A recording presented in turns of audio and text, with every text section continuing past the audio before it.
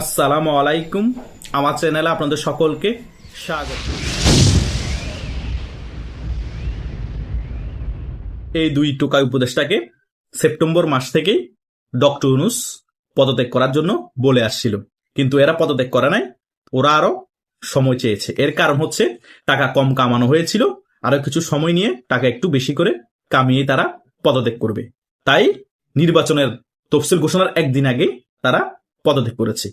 কি সুন্দর দেশের মধ্যে আমাদের গণতান্ত্রিক প্রক্রিয়ায় রাজনীতি চলতেছে। টকশোতে এসে বড় বড় বুদ্ধিজীবীরা, সুশীলরা চাপাবাজি করে গলা ফাটিয়ে ফেলে। আমাদের দেশে 5 আগস্ট ফ্যাসিস্টের পতন করে দেশের মধ্যে গণতন্ত্র পুনরুদ্ধার করেছে। এটা গণতন্ত্র না, দেশের সরকারে থেকে জনগণের টাকা মেরে দিয়ে আবার সে টাকা দিয়ে তারা নির্বাচন করার জন্য পদত্যাগ করেছে তফসিল ঘোষণার একদিন আগে। এটা বুঝি গণতন্ত্র? এরা খাইতে পাইতো না, এরা ম্যাচে কষ্ট করে জীবনযাপন করতো। এখন হাজার হাজার কোটি টাকা কামিয়েছে এই 16 মাসে, কারণ ওই টাকা কামিয়ে পদত্যাগ করে এখন ওরা ওই টাকা দিয়ে নির্বাচন করবে। আদৌ কি তারা ভোট পাবে নির্বাচন করলে? এদেরকে তো জনগণ দূরে দূরে মারবে। আমি শুনতে পাচ্ছি অলরেডি ইশরাকের বাহিনী, ইশরাকের কর্মীরা আসিফ মাহমুদকে এখন খুঁজতেছে মারার জন্য। এখন প্রশ্ন, কেন মারার জন্য খুঁজতেছে?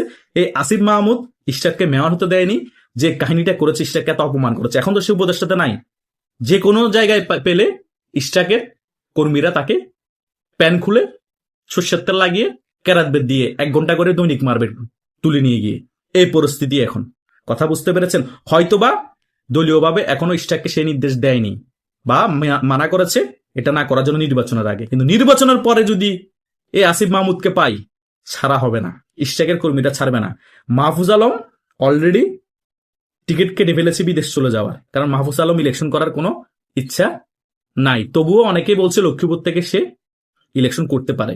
মাহফুজ আলম ইলেকশনে জিতবে না, এই আসিফ মাহমুদ ইলেকশনে জিতবে না। তারা 5,000 বেশি ভোট হয়তো পাবেও না, হাইস্ট 10,000 পাবে, আমি ধরেই নিলাম, কিন্তু কোনো লাভ নেই। নির্বাচনে হেরে যাওয়ার পরপরই মাইশ শুরু হয়ে যাবে ইশরাক বাহিনীর লোকদের হাতে।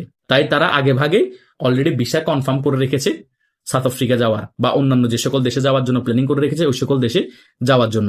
হয়তোবা তারা পরিস্থিতি ঘোলাটে দেখলে তফসিল ঘোষণার পরপরই বিদেশ চলে যেতে পারে বা নির্বাচনের আগেই বিদেশ চলে যেতে পারে, তারা ইলেকশন না করে, কারণ তারা হিউজ পরিমাণে অ্যামাউন্টের টাকা কামিয়েছে।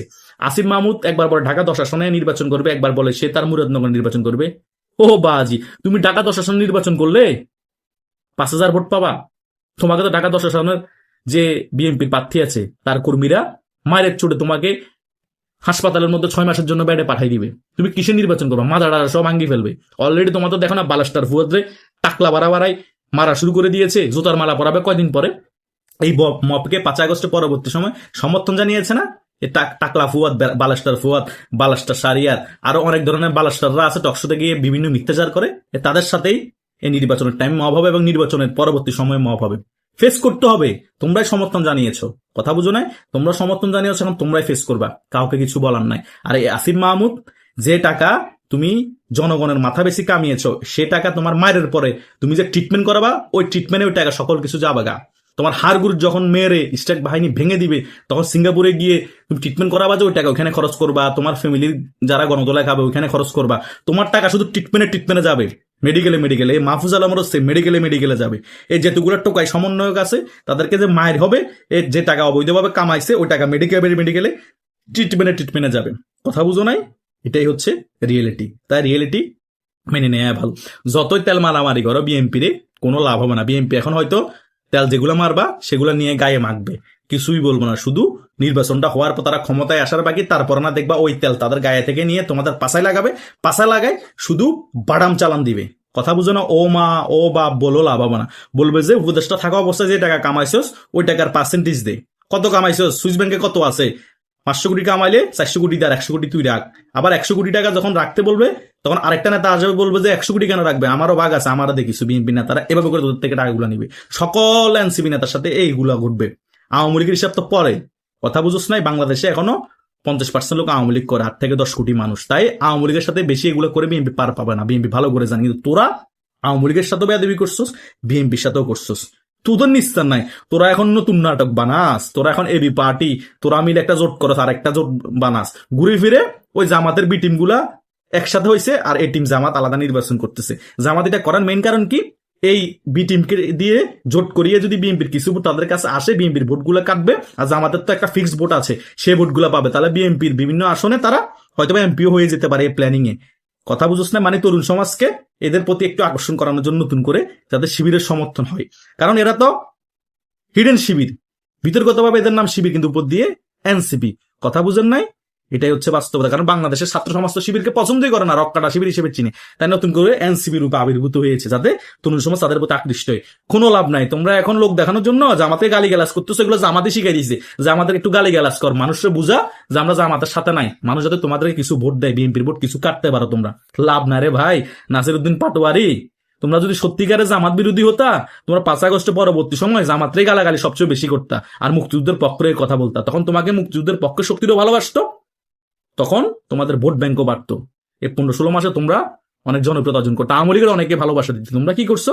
5 আগস্টের পরবর্তী সময় জামাতকে বুকে টেনে নিয়েছো, মুক্তিযুদ্ধের বিরুদ্ধে পক্ষে শক্তির সাথে আঘাত করে মুক্তিযুদ্ধের সকল মোরাল ভেঙেছো এবং মুক্তিযুদ্ধের বিরুদ্ধে কাজ করেছো। এখন মুক্তিযুদ্ধের বিরুদ্ধে শক্তির এখন তোমাদের বিপক্ষে, এবং যারা মুক্তিযুদ্ধের বিরোধী শক্তি তারাও তোমাদের বিপক্ষে চলে যাচ্ছে।